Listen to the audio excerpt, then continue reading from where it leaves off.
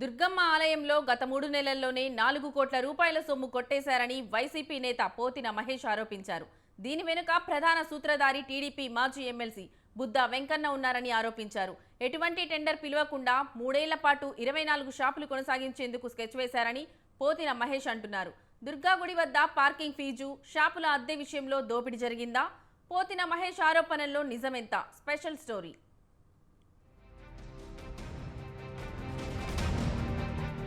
విజయవాడ కనకదుర్గమ్మ భక్తులు ఆరాధ్య దైవం. దుర్గమ్మ ఆలయంలో అధికారులను బుద్దా వెంకన్న బ్లాక్మెయిల్ చేశారని, ఎండోమెంట్ కమిషనర్ కార్యాలయాన్ని ఆయన తన గుప్పెట్లో పెట్టుకున్నారని పోతిన మహేష్ ఆరోపించారు. అమ్మవారి ఆలయంలో పార్కింగ్ కాంట్రాక్ట్ పేరిట బుద్దా వెంకన్న, అతని బినామీలు దాదాపు 4 కోట్ల రూపాయల దందా చేశారని పోతిన మహేష్ ఆరోపించారు.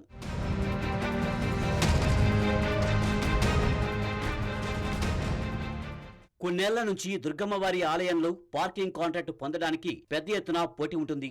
పార్కింగ్ కాంట్రాక్ట్ కోసం ప్రస్తుత కాంట్రాక్టర్ కు 2 ఏళ్ల కాల పరిమితితో టెండర్ ఖరారైంది. మొదటి ఏడాది కాంట్రాక్ట్ పూర్తవడానికి 1 నెల ముందే రెండో ఏడాది కాంట్రాక్ట్ ను కొనసాగిస్తారు. ఈ నేపథ్యంలో భక్తుల వద్ద నుంచి పార్కింగ్ ఫీజు వసూలు చేసేందుకు మొదటి ఏడాది ధర 10% పెంచి 1 నెల ముందుగానే చెల్లించాలి. అంటే అక్షరాల 2 కోట్ల 4 లక్షల రూపాయలు చెల్లించాలి.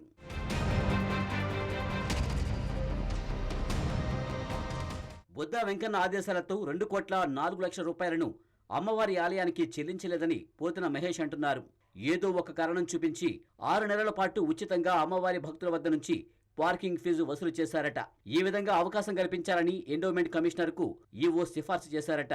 2వ ఏడాది కాంట్రాక్టర్ చెల్లించాల్సింది అక్షరాల 2 కోట్ల 4 లక్షల రూపాయలు.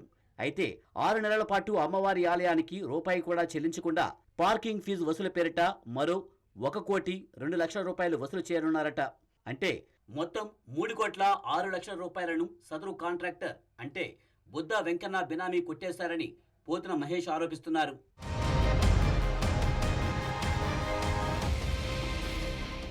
దుర్గగుడి పార్కింగ్ 4 కోట్ల స్కామ్ పై చర్చకు ఎక్కడికైనా సిద్ధమని పోతిన మహేష్ తెలిపారు.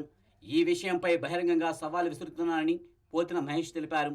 కనకదుర్గ నగర్లోని 24 షాపుల అద్దెను 40% తగ్గించారని, ఎటువంటి పోటీ లేకుండా టెండర్ పిలవకుండా తిరిగి ఈ 24 షాపు యజమానులకి మరో 3 సంవత్సరాలు లీజు పొడిగించారు.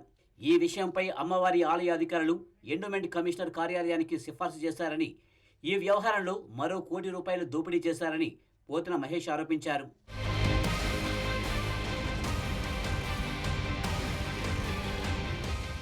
కనకదుర్గానగర్ షాపుల ఏర్పాటులో 100% బుద్దా వెంకన్న అవినీతికి పాల్పడ్డారని పోతిన మహేష్ చెప్పారు. 3 నెలల్లో బుద్దా వెంకన్న 4 కోట్ల రూపాయలు వసూలు చేశారని పోతిన మహేష్ అన్నారు. దుర్గమ్మ సొమ్మును కొట్టేయడంలో బుద్దా వెంకన్నకు ఏఈ లక్ష్మణ్ సహకరిస్తున్నారని పోతిన మహేష్ ఆరోపించారు. వీటన్నిటిపై ఏసీబీతో విచారణ జరిపించాలని పోతిన మహేష్ డిమాండ్ చేశారు.